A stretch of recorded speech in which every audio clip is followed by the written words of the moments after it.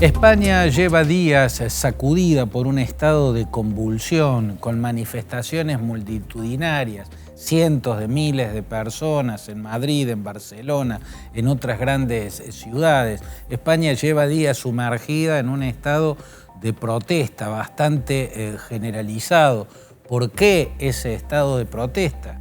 Porque el jefe de gobierno, Pedro Sánchez, negoció con Carles Puigdemont, el líder del partido Junts per Cat, el partido Juntos por Cataluña, un partido independentista catalán, el que estaba en el gobierno de Cataluña en el 2017, cuando se realizó un referéndum que estaba al margen de la ley, al margen de la Constitución española, porque las leyes y la Constitución española no contemplan referéndums soberanistas en ninguna de las autonomías. Bueno, Pedro Sánchez, el jefe de gobierno, y Puigdemont, el líder independentista catalán, que desde entonces se encuentra prófugo de la justicia, está en Bélgica, es eurodiputado, pero a España no puede volver porque está profugado de la justicia. Con él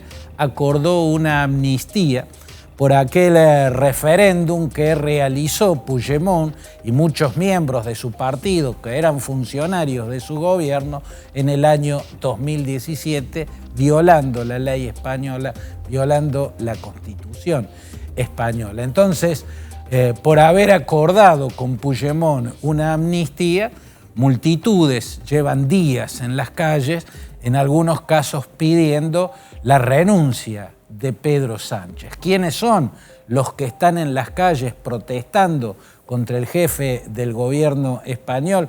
Mayoritariamente quienes responden al partido de la centro-derecha, el Partido Popular, y de la derecha extrema, Vox. Muchos, incluso en esas manifestaciones, hacen el saludo fascista y cantan Cara al Sol, que es el himno de la Falange, el movimiento fascista que apoyó la guerra civil para voltear a los republicanos en la década del 30 del siglo XX y que luego apoyó y dotó de un argumento ideológico a la dictadura del general Francisco Franco. O sea, hay extrema derecha manifestándose en las calles españolas, pero también hay centro derecha e incluso también hay mucha gente, seguramente decenas de miles de españoles que son de centro y hasta de centro izquierda que salen a protestar contra esto que ha hecho Pedro Sánchez, concederle una amnistía a Puigdemont y a quienes lo acompañaron en aquel intento independentista de Cataluña en el año 2017. Ya había dado un paso en ese sentido Pedro Sánchez, fue en el 2021, momento en el cual, para tener el apoyo de partidos como Esquerra Republicana, indultó a los llamados presos del Procés, ¿no? Porque eran quienes se habían quedado en Cataluña a afrontar su responsabilidad por el referéndum realizado, como quien era el vicepresidente de Puigdemont en aquel momento, el líder de Esquerra Republicana, Oriol Junqueras, o Carmen Forcadell, que era la presidenta del Parlamento, ¿no? del Congreso catalán. Eran 11 presos del Procés a los que indultó para tener apoyos de Esquerra Republicana y de los otros partidos y movimientos independentistas, organizaciones independentistas catalanas como Òmnium, por ejemplo, había dado aquel paso. Pero este es mucho más controversial. Haber negociado una amnistía con Puigdemont es mucho más controversial. ¿Por qué? Porque mientras Oriol Junqueras, Forcadell y 9 miembros más de aquel gobierno y de aquel parlamento catalán que decidió hacer el referéndum soberanista violentando la ley, mientras ellos se quedaron en Barcelona, asumieron su responsabilidad, afrontaron lo realizado, se sentaron en los banquillos de los acusados y terminaron en la cárcel, Puigdemont se escapó. Puigdemont huyó, Puigdemont se fugó y se refugió en Bélgica. Entonces, esta amnistía concedida a Puigdemont y a otra gente que también escapó genera una injusticia con los que se quedaron, afrontaron, asumieron su responsabilidad, se sentaron en el banquillo de los acusados, soportaron los juicios y fueron con sus huesos a la cárcel. Esto por un lado. Por otro lado, porque la razón por la cual Pedro Sánchez concede esta amnistía tiene que ver con su ambición de permanecer 4 años más en el despacho principal del Palacio de la Moncloa, ¿no? O sea, para lograr los votos que le permitan la investidura para seguir siendo jefe del gobierno español, presidente del Congreso se llama allá, lo que en otros países se llama primer ministro, ¿no? Ese es el cargo de Pedro Sánchez. O sea, Pedro Sánchez fue demasiado lejos para quedarse donde está. ¿Dónde está? En la presidencia del gobierno español. Y para continuar allí necesita los votos del Parlamento. ¿Cuándo empezó Pedro Sánchez a urdir este plan para continuar en el gobierno? En el mismo momento en que se quedaron quietos los números del escrutinio en la elección presidencial que se realizó allá por el mes de julio. Cuando terminó el escrutinio y los números se quedaron quietos, el que festejó fue el líder del Partido Popular, el partido de la centro-derecha, o sea, Alberto Núñez Feijóo. Y festejó porque había sido el candidato más votado. Pero a la misma hora en la que Núñez Feijóo salía al balcón del local de la sede partidaria, ahí en la calle Génova, en el corazón de Madrid, a festejar su triunfo, en la sede del Partido Socialista Obrero Español, que está en la calle Ferraz, ¿no? Pedro Sánchez miraba los números con una sonrisa socarrona. ¿Por qué? Porque veía que él, si bien no había sido el más votado, sino el segundo, veía que él tenía una cuadratura de círculo solucionable para encabezar el siguiente gobierno. Mientras que Núñez Feijóo, si bien había sido el más votado, el que ganó la elección, tenía una cuadratura de círculo que no se podía resolver. ¿A qué me refiero con cuadratura de círculo? En los sistemas parlamentarios no necesariamente gana el partido más votado.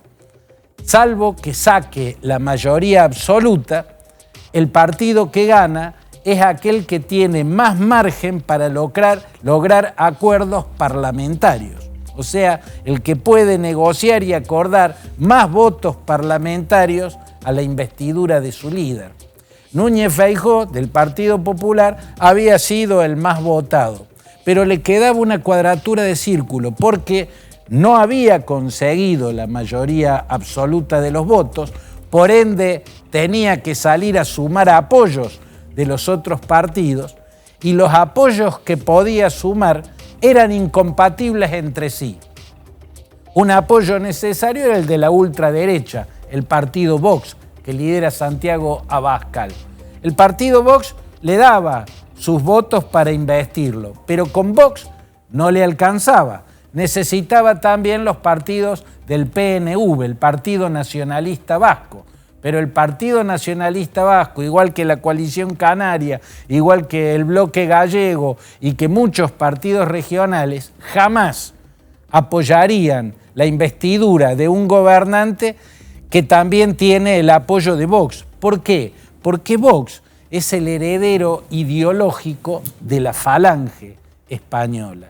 Es el heredero ideológico del ideario impulsado por José Antonio Primo de Rivera allá en las primeras décadas del siglo XX, y el falangismo fue la ideología que le dio un argumento político a la guerra civil para destruir el gobierno republicano y luego a la dictadura ultraderechista, ultraconservadora del general Francisco Franco. Por eso los partidos regionales nunca van a apoyar un gobierno donde participe, donde esté, donde sea parte, el partido heredero del falangismo. El falangismo es, entre otras cosas, una idea de centralismo castellanizante.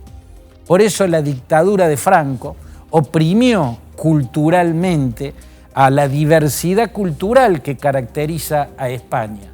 Los vascos no podían tener sus propias instituciones, no podían votar su lehendakari, que es la autoridad en el País Vasco, no podían ver flamear la icurriña, que es la bandera de los vascos, no podían hablar su idioma, el esquerra, ¿no? Se le imponía el castellano, la castellanización forzosa. Eso era el castellanismo centralizante o el centralismo castellanizante de la dictadura franquista. A cada uno de esas naciones, porque culturalmente son cosas diferentes, se le prohibió su lengua, se le prohibieron sus símbolos, y también a los catalanes. No podían tener su símbolo, que es la bandera propia, la llamada estelada, no podían hablar su propia lengua.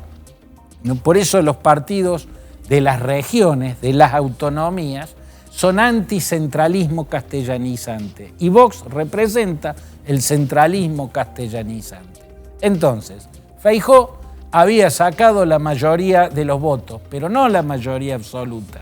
Necesitaba los votos de la ultraderecha, de Vox, pero no le alcanzaba con los votos de Vox para lograr la investidura. Necesitaba también otros votos, o sea, los votos de esos partidos regionales que por supuesto le dijeron, si está Vox, nosotros no estamos. Esa era la cuadratura de círculo que Pedro Sánchez miraba en los números y esbozaba una sonrisa socarrona, porque habiendo salido segundo, habiendo ganado la elección su adversario, él veía en esos números que él podía resolver su propia cuadratura de círculo. Tenía menos votos, estaba un poco más lejos de la mayoría que se necesita para recibir la investidura de jefe de gobierno. Pero veía que en el arco político él sí tenía posibilidad de reunir esos votos. Claro, para reunir esos votos tenía que traspasar líneas rojas que impone la ética política. Y una vez más Pedro Sánchez demostró que las líneas rojas de su ética política son muy borrosas. Las traspasa permanentemente y esta vez volvió a traspasarla porque fue por los votos de partidos como Bildu, que es en el País Vasco el heredero del Herri Batasuna, que era el brazo político de la Euskaditas Batasuna, que significa Patria Vasca y Libertad, y su sigla es ETA, el terrorismo más sanguinario que ha vivido. Y en el caso del País Vasco fue por los votos de Junts per Cat, no solamente por los votos de Esquerra Republicana, cuyos líderes se habían quedado a afrontar la responsabilidad por lo que hicieron en el 2017, se sentaron en el banquillo de los acusados, soportaron los juicios y terminaron presos. Después le vino el indulto, pero fueron a la cárcel. No, ahora tenía que darle la amnistía al que se había escapado, al que no había afrontado su responsabilidad, al que los dejó solos, a los que se quedaron a ponerle el pecho a lo que habían hecho y las consecuencias que iba a tener. Fue y negoció con Puigdemont y le dio la amnistía que le permitirá a Puigdemont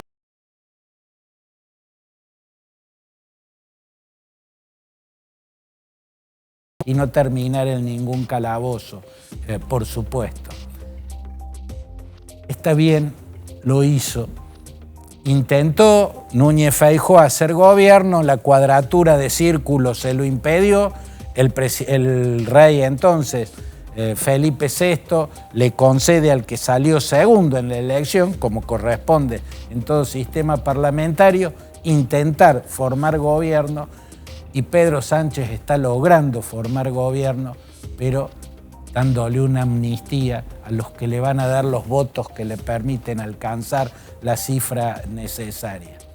Esto incluso hace peligrar el mapa de España, hace peligrar la unidad del reino, porque en esa negociación, a cambio de la amnistía, lo que le pidió Sánchez fueron los votos a su investidura. No les exigió, por ejemplo, que renunciaran a la pretensión independentista.